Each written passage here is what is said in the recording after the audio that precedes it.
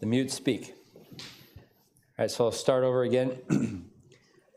Normally, when we consider the teaching of Scripture on a theological subject, one way we'll go about it is in terms of the exegesis of Scriptures. We'll start from the beginning of Revelation, and then we'll work our way to the end.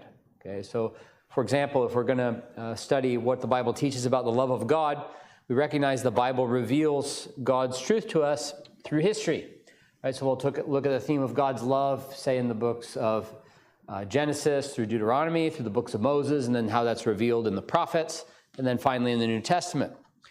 But when we come to the doctrine of the Trinity, we face a little bit of a problem, and that's the fact that in the Old Testament, the doctrine of God in its fullness was somewhat veiled. It's not that you couldn't know God, and it's certainly not that you couldn't know God was triune. Okay? It's that in the Old Testament, there's a heavy emphasis on God as one, the unity of God, and that's because of the high temptation for polytheism under the Old Testament. Most of the cultures and the regions that surrounded Israel were polytheistic, so they're constantly in danger of worshiping other gods, and so God put a special emphasis on that. And while he did reveal the threeness of his personality in different ways, it was somewhat veiled.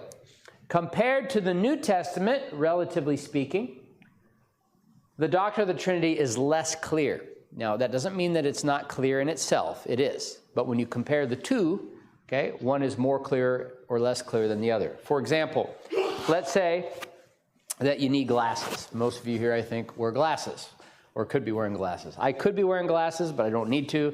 I do okay without them, so I just don't wear them, especially because it rains so much here. Well, I remember when I first started to wear glasses, I was constantly taking my glasses off to dry them off, and then they'd have water spots on them, and it got annoying. And then with COVID, trying to wear glasses.